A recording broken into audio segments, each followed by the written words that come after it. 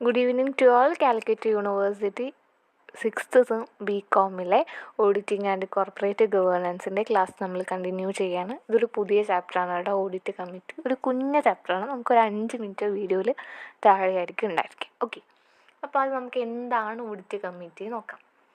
Audit committee is an independent committee formed with the board of directors of the company. Okay, അതായത് audit committee എന്ന് പറയുമ്പോൾ എന്താണ്? അതൊരു independent കമ്മിറ്റിയാണ്. ഇതാരെ form ചെയ്യുന്നത്?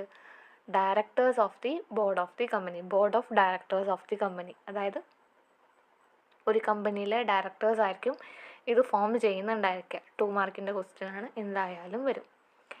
Introduction of such audit committee under close 49 of listing agreement SEBI section 292 A Companies Act 1956 and companies amendment act 2000 പ്രകാരമാണ് ഈ ഒരു ഓഡിറ്റ് കമ്മിറ്റിനെ കുറിച്ചിട്ട് പറയുന്നത്. ഓക്കെ, അപ്പോൾ ഓഡിറ്റ് കമ്മിറ്റി എന്താണെന്നുള്ളത് എല്ലാവരും പഠിച്ചു വയ്ക്കുക.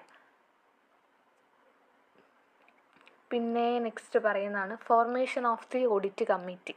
ഓക്കെ, ഇതിൽ ഏകദേശം 9 പോയിൻറ്റ്സ് പറയുന്നുണ്ട്. നമുക്കൊരു 5 നമുക്ക് ഇപ്പോൾ പഠിച്ചു വയ്ക്കാം. ഇത് 5 മാർക്കിൻ്റെ ക്വസ്റ്റ്യനൊക്കെ വരത്തുള്ളൂ. അപ്പോൾ നിങ്ങൾക്ക് ആദ്യം എന്താണ് ഓഡിറ്റ് കമ്മിറ്റി എന്ന് എഴുതാം, ഒരു 5 പോയിൻറ്റ്സ് എഴുതിയാലും മതി. ഓക്കെ, അതിൽ ഫസ്റ്റ് പറയുന്നതാണ് every public company having paid capital not less than 5 crore of rupees such company shall constitute an audit committee. അതായത് 5 ലക്ഷത്തിൽ കുറയാതെ പെയ്ഡ് അപ്പ് ക്യാപിറ്റലുള്ള എല്ലാ പബ്ലിക് കമ്പനീസും ഒരു ഓഡിറ്റ് കമ്മിറ്റി സ്റ്റാർട്ട് ചെയ്യാമെന്നാണ് പറയുന്നത്. Every public company having paid up capital of not less than 5 crore of rupees such company shall constitute an audit committee. Okay, പിന്നെ രണ്ടാമത് പറയുന്നതാണ് the audit committee shall have minimum 3 directors as members. അതായത് ആ audit കമ്മിറ്റിയിൽ minimum 3 directors എങ്കിലും മെമ്പേഴ്സായിട്ട് വേണം. അതുപോലെ തന്നെ 2/3 of the members of the audit committee shall be directors other than managing or whole time directors. അതായത് ടോട്ടൽ മെമ്പേഴ്സിൽ 2/3 മെമ്പേഴ്സ് ആരായിരിക്കാം? കമ്പനീനെ ഹോൾ ടൈം ഡയറക്ടേഴ്സോ അല്ലെങ്കിൽ മാനേജിങ് ഡയറക്ടേഴ്സോ ഒക്കെ ആയിട്ട് ഉണ്ടായിരിക്കണം എന്നാണ് പറയുന്നത്. പിന്നെ മൂന്നാമത് പറയുന്നതാണ് the members of the audit committee fee shall a chairman amongst the members in the committee. അതായത് ആ കമ്മിറ്റിയിൽ ഒരാൾ ചെയർമാനായിരിക്കണം. The members of the audit committee fee shall a chairman amongst the members in the committee. പിന്നെ നാലാമത് പറയുന്നതാണ് the chairman of the committee shall attend the annual general body meeting of the company to provide clarification as matters relating attend audit and financial report.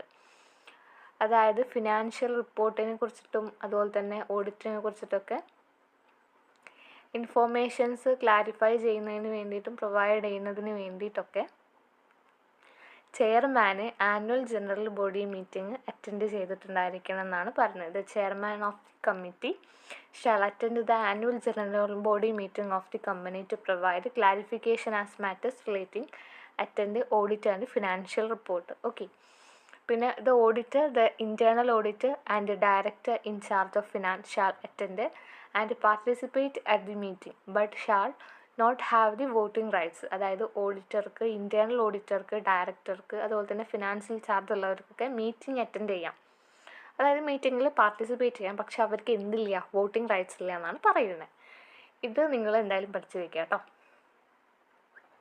പിന്നെ next പറയുന്നതാണ് functions of audit committee. Audit കമ്മിറ്റിയുടെ കുറച്ച് functions. First പറയുന്നതാണ് investigation referred by boards. പിന്നെ periodical discussion with statutory auditor about internal control system, financial statement and observation of auditor. അതായത് statutory ഓഡിറ്ററുമായിട്ട് ഒരു periodical discussion എന്തിനു വേണ്ടിയിട്ടാണ്? ഇൻറ്റേർണൽ കൺട്രോൾ സിസ്റ്റത്തിനെ കുറിച്ചിട്ട്, അതുപോലെ തന്നെ ഫിനാൻഷ്യൽ സിസ്റ്റം, അതുപോലെ തന്നെ ഒബ്സർവേഷൻ ഓഫ് ഓഡിറ്റിനെ കുറിച്ചൊക്കെ വേണ്ടിയിട്ടൊരു സ്റ്റാറ്റ്യൂട്ടറി ഓഡിറ്ററുമായിട്ടൊരു പീരിയോഡിക്കൽ ഡിസ്കഷൻ. ഓക്കെ, പിന്നെ നെക്സ്റ്റ് പറയുന്നതാണ് role of auditor in audit committee. അതായത് ഒരു ഓഡിറ്റ് കമ്മിറ്റിയിൽ ഓഡിറ്റർക്കുള്ള റോള്.